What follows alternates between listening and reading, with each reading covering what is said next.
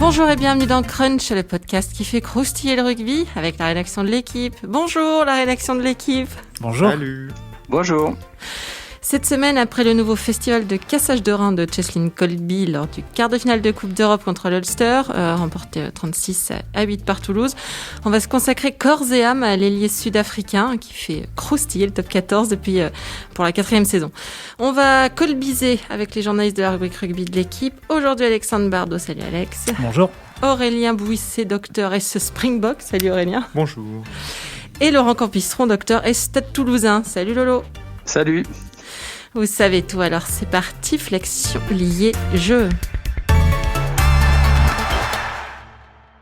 L'an passé, il a été le roi de la nuit du rugby, meilleur joueur du top 14, meilleur joueur de la Coupe du Monde, plus bel essai aussi.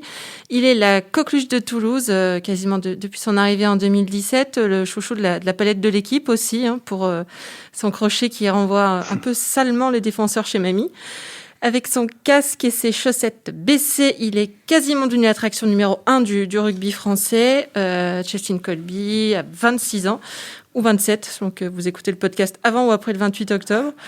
Il mesure 1m71, il pèse 74 kilos, il joue notamment à l'aile et à l'arrière au Stade Toulousain. Il est sud-africain, mais comme on dit Aurélien, il n'a pas été prophète en son pays, où on le trouvait trop petit, pas assez costaud. Toi qui suis les Springboks depuis un petit moment, tu peux nous raconter un peu l'histoire de cette jeune personne ? Oui, c'était le cas en fait dès sa jeunesse, parce que avec son gabarit à 1m70-71 selon les crampons et 74 kg selon le moment de la saison où tu le pèses, mais maintenant c'est plutôt 80. Ah. Dans les catégories de jeunes, il était toujours ce gabarit très léger. Et en Afrique du Sud, il y a le culte des joueurs costauds. Même pour les trois quarts, ils veulent des mecs qui déménagent. Donc ça l'a longtemps barré. Et même dans les catégories de jeunes, où il avait ses qualités de vitesse, il n'a pas pu aller dans les meilleurs lycées ou dans les sélections de jeunes Springboks. Donc il était sur la voie du joueur à 7 et qui pourrait sans doute jamais intégrer les Springboks à cause de ses problèmes de taille qui l'ont bloqué même aux Stormers. C'est pour ça qu'il est parti du championnat sud-africain et qu'il est venu dans un club français parce qu'il pensait qu'il pourrait jamais atteindre les Springboks à cause de sa taille. Pour le replacer un petit peu, il vient de Kraaifontein, on dit ? Oui, Kraaifontein, c'est au nord du Cap, une petite ville assez craignos de ce qu'il décrit, donc pas mal de délinquance. C'est pas un township, donc c'est pas l'extrême pauvreté de préfabriqués, etc. Il a grandi dans la classe moyenne sud-africaine, une famille plutôt stable. Son père était là, sa mère était là, sa sœur aussi. Son père était un ancien joueur, l'a beaucoup conseillé. Donc, même s'il vivait dans un endroit pas terrible, il était plutôt protégé par son milieu familial. Laurent, donc comment ça s'est passé, son arrivée au Stade Toulousain ? Est-ce que c'est le fait qu'il avait été repéré pendant on se souvient de la Coupe du Monde des moins de 20 ans en France en 2013 ? Est-ce que c'est parti de là ou un peu plus tard ? Oui, je crois que c'était Pierre-Henri Broncan à l'époque qui s'occupait du recrutement au Stade Toulousain qui l'avait effectivement repéré. Et ils avaient fait le pari de ce petit gars-là, 1m71, effectivement, qui payait pas de mine au premier abord, mais qui était déjà très très rapide évidemment à l'époque. Et il a mis tout le monde d'accord dès les premiers entraînements, puisque chaque partenaire qu'on interrogeait à propos de lui disait clairement qu'ils n'avaient jamais vu un tel phénomène sur le terrain. Même à l'entraînement, il mettait déjà devant à tout le monde. Et donc voilà, il s'est imposé quasi de suite avec le Stade Toulousain, d'abord au poste d'ailier, mais très vite Hugo Mola l'a aussi positionné à l'arrière. Il a même joué un match en 10 l'an dernier, je ne sais pas si vous vous souvenez, au Racing. Pendant la période de doublon des matchs de l'équipe de France, il était donc positionné au poste de 10 et il avait fait un super match à ce poste-là. Il avait même buté, pour qu'il sait quand même tout faire. Je crois qu'il avait fait un 4 sur 5, il avait juste loupé la pénalité de la gagne, mais bon, à part ça, c'est un phénomène. Effectivement, il est aujourd'hui adulé par tous les supporters du Stade Toulousain. Il est même devant Touto Dupont, qui pourtant est déjà très très apprécié ici. Il fait l'unanimité. C'est un joueur extraordinaire qui donne l'impression d'être bon et très très bon même dans tous les secteurs du jeu. Ce qui est assez exceptionnel. Ouais. On en parlera un peu plus tard du jeu. Tu dis que Toulouse l'adore, mais l'inverse est vrai aussi. Je crois qu'il a une vraie reconnaissance pour Toulouse, justement, le fait qu'on ne voulait pas vraiment de lui chez lui et que Toulouse l'ait accepté comme il est, comme il dit. Ça fait de Toulouse, c'est vraiment sa ville de cœur.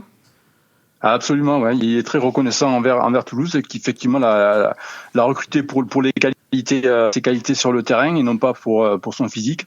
Et donc il se sent absolument redevable vis-à-vis du club par rapport à tout ça. Et il s'est hyper vite intégré dans la ville avec sa femme et sa petite fille. Ils habitent un petit village pas très loin de Toulouse. Voilà, donc ils sont plutôt assez casaniers. C'est pas le genre à sortir tous les soirs à aller boire des bières. Il est vraiment un pro jusqu'au bout des ongles. Et à Toulouse, c'est la star aujourd'hui. Lolo, tu dis qu'il est reconnaissant envers Toulouse parce que c'est aussi grâce à Toulouse que les portes des Springboks se sont ouvertes pour lui. C'est à travers ses performances en France qu'en 2018, Rassi Erasmus a tenté le pari Colby, parce que pour en avoir discuté avec le sélectionneur sud-africain, il reconnaissait qu'il avait fait partie, en tout cas que la plupart des sélectionneurs avaient cette obsession du gabarit et qu'il avait fallu la surmonter, et que quand il avait vu que Colby résistait à l'engagement physique qu'on trouve dans le top 14, il s'était dit que ce joueur-là, malgré ce soi-disant défaut de gabarit, pourrait largement faire l'affaire au niveau international, et il l'a testé, je crois que c'est à l'automne 2018. Pourtant, il avait fait un pari, parce qu'à l'époque, quand tu ne jouais pas en Afrique du Sud, tu ne pouvais pas être sélectionné à moins de 30 sélections, je crois, c'est ça, hein ? Oui, ça c'est une règle qui varie selon le taux de victoire des Springboks. Plus ils gagnent, plus ils ferment, moins ils gagnent, plus loin ils cherchent les talents. Donc quand Rassi Erasmus reprend les Springboks qui venaient de perdre une dizaine de matchs consécutifs, pour schématiser, il a cherché ailleurs un petit peu des solutions tactiques, techniques. Et donc la règle des 30 sélections est devenue soudain caduque, parce que il y avait aussi des joueurs très expérimentés dont il avait besoin en Angleterre. Et c'est ce qui lui a ouvert les portes, justement, parce que lui, il était vraiment en 0 sélection et pas du tout sur les radars des précédents sélectionneurs. Pour le jeu, justement, dont Laurent commençait à parler, les qualificatifs sont toujours un peu les mêmes, hein, une question d'extraterrestre, d'appui diabolique, de joueur le plus spectaculaire de la planète. Alex, on parle de sa vitesse, ses changements de rythme. Il est vraiment hors norme, Colby ?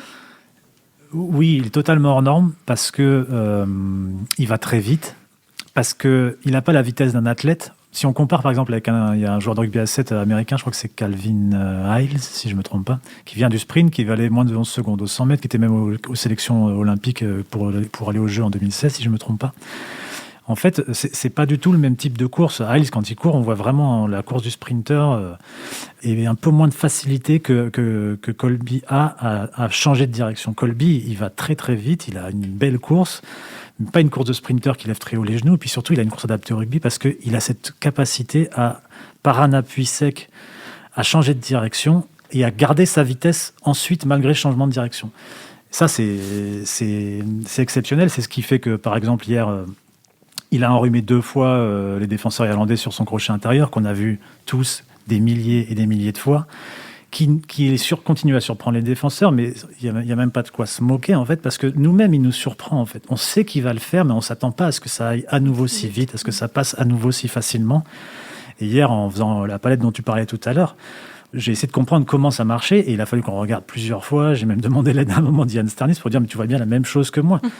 C'est-à-dire qu'il a cet appui fort tout de suite sur le pied droit, qu'il enchaîne avec un léger appui du pied gauche, et ensuite, après, à partir de ces 2 appuis-là, il se propulse complètement de droite à gauche, et il y a même un moment, il décolle les 2 pieds du sol. Et pendant qu'il a les 2 pieds décollés du sol, il continue sa translation de droite à gauche, et il fait une sorte de ciseau pour déjà préparer la phase de reprise d'appui et pour se repropulser vers l'avant, qui est le moment décisif d'un crochet, presque. C'est le moment où il faut reprendre la vitesse pour échapper au défenseur qui revient de l'intérieur ou pour échapper au défenseur qu'on vient de battre. Si on trébuche ou si on ne fait pas ça dans le bon timing, le crochet n'a servi à rien et il ne se passe pas grand-chose. Par contre, lui, il arrive par son ciseau aérien à se remettre tout de suite les appuis en position de course, et il passe d'un appui pied gauche à nouveau un appui pied gauche et il accélère.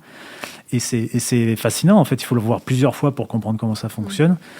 Et à mon sens, en tout cas, j'ai pas poussé l'analyse à comparer avec d'autres, parce qu'il y a d'autres joueurs qui ont des bons crochets comme ça, mais personne ne le fait aussi vite. Et de cette manière-là, je sais pas si beaucoup de gens y arrivent. Tu dis qu'il n'a pas la course d'un athlète, mais il a quand même un passé d'athlète. Oui. Et je pense qu'en 2011, j'ai lu qu'il avait été chronométré en 10,70 sur 100 mètres. Donc ça veut dire qu'il avait 17-18 ans, c'est pas ridicule du tout à cet âge-là. Et il vient d'une famille où il y a le gène athlétique, c'est le cousin de Wade Van Niekerk, qui est, je pense, le dernier champion olympique du 400 mètres à Rio et recordman du monde. Donc, qui s'est blessé en jouant au rugby à toucher, et il s'est fait un genou et depuis c'est plus dur. Donc il a quand même Oui, ce que je veux dire, c'est qu'il n'a pas ce côté je lève les genoux comme on cherchait à un moment.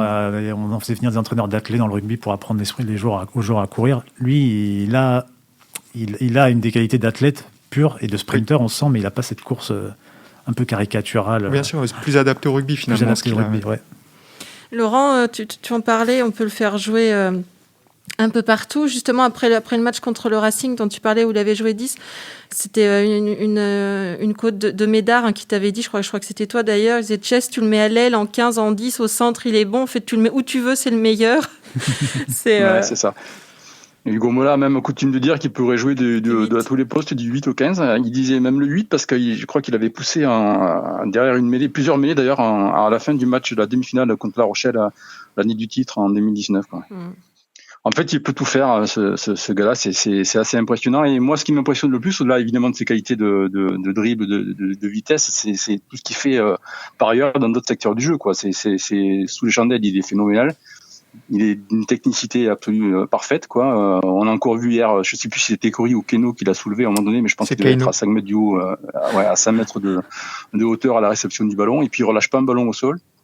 En défense, il est monstrueux parce que même s'il est léger, il fait quand même très très mal à l'impact parce qu'il est tout en tonicité, tout en explosivité. Ça fait que les mecs ils reculent quasiment à chaque fois qu'ils prennent ce gars-là dans le coffre, quoi. Et puis il rate pas un plaquage. Et d'ailleurs, il y a un moment marquant du match d'hier, c'est qu'il y a un moment, il prend un ballon après le 10, je crois, donc dans le trafic, et il va percuter le centre de l'Ulster, dont le nom m'échappe, qui est international irlandais, qui a plutôt un gros gabarit. McCloskey, Et il le met sur le cul, pour parler trivialement. Et en fait, il faut savoir, bon là, on l'annonce à 71-74 kilos, effectivement, je pense qu'il est un peu plus que ça, mais enfin, bon, ça reste, il rend 20-25 kilos à un mec comme McCloskey. Et en fait, il a cette capacité, effectivement, cette vitesse, cette capacité à accélérer à l'impact ou à garder la vitesse à l'impact avec le centre de gravité bas, et aussi avec là où il est fort, c'est que même dans l'impact, il continue à pousser sur ses appuis, à essayer de bouger. Je me rappelle d'une action contre les Wasps, je crois, en Coupe d'Europe, il y a 2 ans peut-être, où au contact, il vient après le 10, et puis au contact, il percute un premier mec, et en fait, en même temps qu'il le percute, il entame un demi-tour, et il y a un deuxième mec qui tombe sur le cul, et puis finalement, il arrive à échapper aux 2 types et à aller marquer un essai après une course de 50 mètres.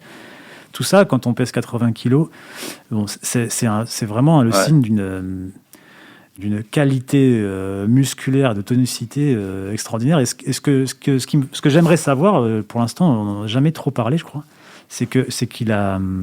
Je ne sais pas comment il arrive à conserver ça, malgré les saisons longues. Comment il travaille cet aspect précis, la tonicité, comment il arrive à garder ses appuis, quoi. Parce qu'aujourd'hui... C'est quelqu'un qui bosse énormément. Hein. D'ailleurs, c'est parce que justement, il était petit, léger, qu'il a sûrement bossé 2 fois plus que les autres quand il était gamin. Et je crois qu'il a gardé ça, quoi, pour compenser un petit peu avec son gabarit, quoi. Et donc, ça lui permet effectivement de rester au top en permanence, quoi. Mais on parle beaucoup de ses qualités physiques. Est-ce qu'il a une vision du jeu aussi qui est... Ça fait partie des autres aspects fascinants chez lui, c'est que c'est cette capacité c'est que c'est un vrai joueur de rugby, et la preuve, c'est qu'il est capable de jouer en numéro 10, qu'il a un très bon jeu au pied, qu'il a des bonnes passes des 2 côtés, qu'il sent le jeu, il a une vraie lecture, c'est un vrai joueur de rugby qui ne s'appuie pas que sur sa vitesse. Il a dû être sacrément bien formé. C'est un des autres aspects fascinants avec lui, c'est qu'il aurait pu rester sur ses qualités de base, quoi. Or, non, il ne le fait pas, et c'est pour ça qu'il est capable de se déplacer à plusieurs postes. Pour ça qu'il est capable de jouer à l'arrière aussi, parce qu'à l'arrière, si c'était juste un sprinter et un gars qui a des appuis, il n'existerait pas. Or, il est très bon sur les ballons hauts, et puis il a une vraie qualité de jeu au pied. Je pense même qu'il y a des matchs où il a couvert la mêlée. Il était demi-mêlée remplaçant, mais quand même, Il a fait des bouts de match à la mêlée, Il effectivement. a fait des bouts de match, donc ça veut dire que sa distribution est plutôt bonne aussi, sa capacité à suivre le jeu, le déplacement du jeu aussi. Et même avec les box, à un moment, on pensait à lui pour la mêlée. Donc même à très haut niveau, on lui prête ses qualités de polyvalent. Son père était un joueur polyvalent aussi, un 3/4 qui jouait arrière, centre et ailier. Bon, peut-être que ça vient un peu de là. Et son jeu au pied est intéressant aussi parce qu'on le voit parfois buter à l'échauffement et il passe des 40 mètres sans problème avec 2 pas d'élan. Donc c'est dingue, quoi, cette qualité-là. Et oui, il y avait cette combinaison où il était utilisé en 8. Alors on n'a jamais trop su parce qu'elle a pas marché avec Toulouse. Mais si c'était un leurre, il devait partir au ras de la mêlée ou permettre au 3e ligne centre de percuter dans un second temps. Mais en tout cas, il était utilisé, il est utilisé dans plein de secteurs différents à Toulouse. Et je pense que pour lui, c'est génial, il s'éclate là-bas. Laurent, quand il avait joué en 10, tu avais écrit qu'il donnait l'impression d'inventer un nouveau poste. Ouais, parce qu'en fait, il était partout, quoi. Je me souviens qu'il arrivait à zigzaguer ou à naviguer entre les lignes avec une facilité déconcertante. Et puis bon, il pue effectivement le rugby, quoi. Il sent les coups, il est phénoménal. D'ailleurs, à Toulouse aujourd'hui, dès qu'il touche le ballon, il y a comme un murmure. Enfin, un peu moins maintenant parce qu'il y a moins de monde dans les stades, mais au moins la saison dernière, quand il y avait encore du public, à chaque fois qu'il touche le ballon, c'est déjà un murmure parce que le spectateur lambda sait qu'il va se passer quelque chose, quoi. Et on attend qu'il se passe quelque chose et souvent il se passe quelque chose, quoi. Ah ouais, c'est ce qui est génial avec ces joueurs-là, c'est qu'ils créent une attente. En plus, il arrive à la satisfaire, mais il crée une excitation qui fait qu'on a envie de se poser, de regarder les matchs quand il joue, qu'on a envie d'être attentif. Et comme en plus, il arrive à respecter nos attentes et à même aller parfois au-delà en faisant des choses qu'on ne pensait pas possibles. C'est formidable. Et il est hyper excitant. Et quelque part aussi, il réconcilie une partie d'un public qui pensait qu'on verrait plus de joueurs comme ça, qui est attaché à cette universalité du rugby avec des gros gabarits, des petits gabarits. Lui ramène complètement à ça, alors qu'on pensait que c'était foutu, quoi, qu'on verrait plus que des. Alors ça a jamais été complètement foutu, parce que de Dominici à je sais pas si on prend en France, à un moment il y a eu Andreu, aujourd'hui il y a Ratez, il y a toujours eu des petits gabarits comme ça qui ont toujours un peu survécu, mais aucun n'a jamais atteint le niveau de Colby aujourd'hui, qui est le niveau d'un des... c'est difficile à classer, mais il est dans les 5-10 meilleurs joueurs du monde. Dans la génération d'avant, tu as Jason Robinson quand même. Aussi, qui était quand même plus épais, Jason Robinson. Ouais, il était pas beaucoup plus grand, mais bon, c'était finalement peut-être la puissance de ses appuis. Moi, ça me rappellerait Jason Robinson, quoi. Presque le genre de joueur incroyable comme ça, qui est sur 2 mètres. Tu avais eu Shane Williams aussi, côté gallois, un peu avant. Mais oui, en Afrique du Sud, ça ne pouvait pas exister. C'était pas dans les gènes du rugby sud-africain, ça. Justement, comment il est considéré là-bas Alors, je pense qu'en fait, c'est comme un peu dans le reste de la planète rugby. L'impression que ça me donne, moi, c'est qu'en ce moment, il y a 2-3 joueurs dans le monde qui provoquent un frisson un peu particulier. Il y a Semi Radradra, le Fidjien, qui, dès qu'il fait un match, que ce soit avec Bristol, Bordeaux ou les Fidji, fait quelque chose de spécial. Et t'as Colby, donc, et ça ils l'ont vachement bien adopté en Afrique du Sud. Maintenant, c'est un des 2-3 visages des Springboks. Alors bien sûr, ils aimeront toujours un peu plus leur bouchée de 3e ligne qui désosse à la Peter Stuff du Toit ou qui a été élu meilleur joueur du monde en 2019, alors que Colby est resté un cran en dessous dans les votes. Mais voilà, je pense qu'il attire parce qu'il n'était pas censé réussir. Il fait des choses fantastiques à l'étranger et avec les Boks. Et en plus, il a une personnalité plutôt avenante dans l'échange, la discussion, un peu à l'image du nouveau rugby sud-africain qui prend un engagement sociétal, qui ne se contente pas du sport, en fait, voilà, qui va assumer ses racines dans un pays pas toujours facile à vivre et transcender un peu les questions de race, de richesse là-bas, pour créer un lien, quoi, un liant. pour répondre à ta question, ce matin, je lisais dans la presse sud-africaine qu'il y avait un chroniqueur, un journaliste qui disait que d'ores et déjà, alors ça me semble un peu tôt parce que la saison est vraiment très courte pour l'instant, que Colby méritait d'être meilleur joueur du monde en 2020 ou d'être au moins considéré pour ça. En 2019, le trophée a été donné à Peter Steph Dutoit. Bon, il y avait une certaine logique parce que cette équipe d'Afrique sud-africaine, elle avait détruit tout le monde physiquement et Dutoit avait été impressionnant. Mais le joueur qui a fait rêver en la Coupe du Monde et notamment sur la finale, j'ai encore en mémoire le cri du stade quand Colby a mis ce crochet intérieur à Farrell à la dernière seconde. C'était un joueur qui a fasciné en fait dès la dernière Coupe du Monde. Donc ça serait quelque part, si dans la continuité cette année, ça serait logique qu'il obtienne cette récompense-là. Ce que tu disais. Ouais, ce qui est paradoxal, c'est qu'il n'est même pas dans la liste des nominés pour le meilleur joueur européen de la Coupe d'Europe. Il ne fait pas partie des 15, je crois. Il y a 2 Toulousains, un Tamac et Keno, mais pas lui. Après, c'est sûrement parce qu'il n'avait pas joué les 2 premiers matchs de la compétition, j'imagine, en phase de qualificative, parce qu'il était à la Coupe du Monde.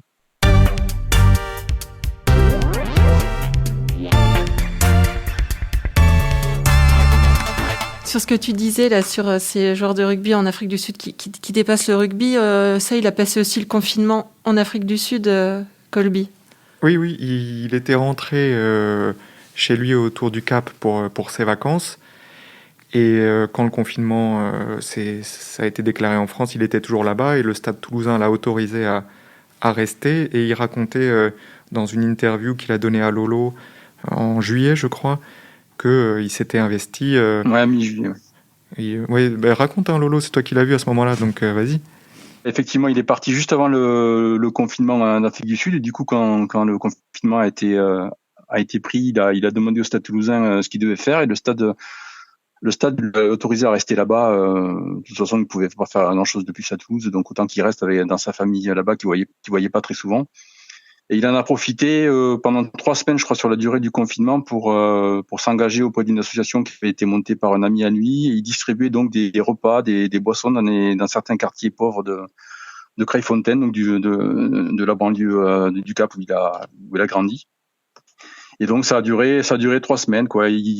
Ça allait crescendo. Au départ, je crois qu'ils avaient distribué de 300 à 500 repas, et puis c'est passé à 1000 la deuxième semaine, puis après 2000 la troisième semaine. Et il était hyper fier et heureux de participer à ça, et ça montre un petit peu effectivement le tempérament de ce type, quoi, qui s'engage aussi sur des actions comme ça dès qu'il le peut, quoi. Et un autre aspect intéressant, c'est une info qu'avait eu Aurélien à l'époque et qui montre qu'il a un impact fort auprès du public.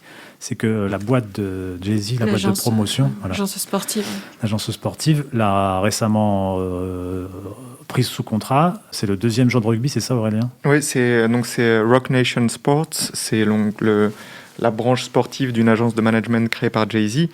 Qui au départ avait plutôt des basketteurs, en tout cas des sportifs américains qui venaient du foot US, la boxe, qui est passé en Europe à travers le football, et qui s'occupe de l'image de joueurs comme Lukaku notamment, ou Marcus Rashford, l'attaquant de Manchester, et qui s'est intéressé au rugby via Sia Kolisi, le capitaine de l'Afrique du Sud, qui est un ami assez proche de Cheslin Kolby.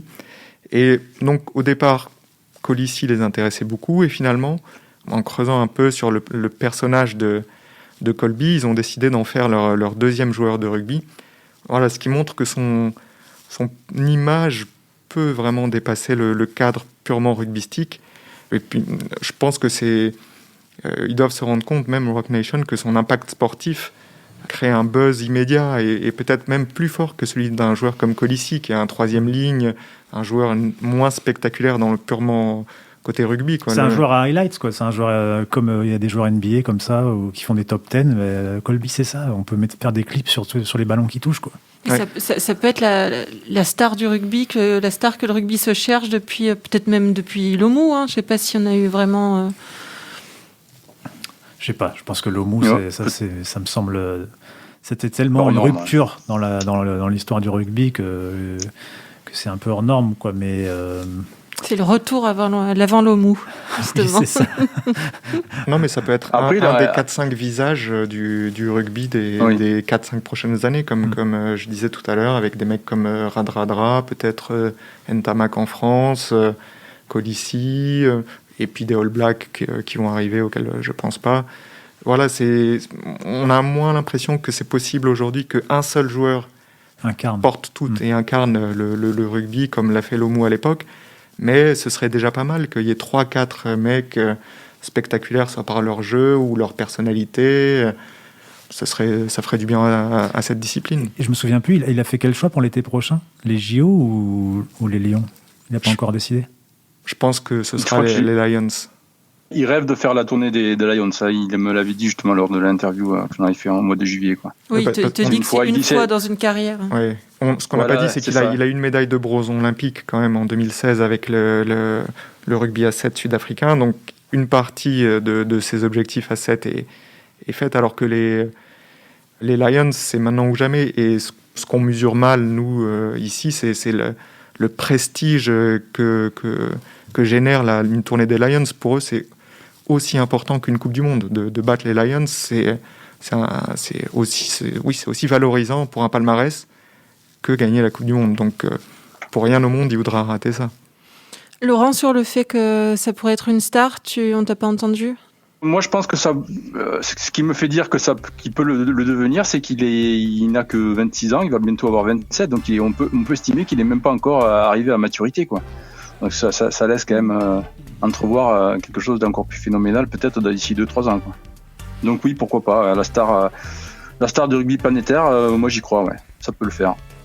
Juste devant Antoine Dupont, peut-être. Eh bien, écoutez, c'est tout ce qu'on lui souhaite. Bien, merci messieurs, c'était Crunch, une émission de la rédaction de l'équipe. Aujourd'hui, j'étais avec Alexandre Bardot, Laurent Campistron et Aurélien Bouisset. Merci à Roland Richard, à la préparation, à la technique et à l'édition. Retrouvez-nous tous les lundis sur l'équipe.fr, Apple Podcast, SoundCloud. N'hésitez pas à réagir, laissez des commentaires et mettez-nous plein d'étoiles. À la semaine prochaine.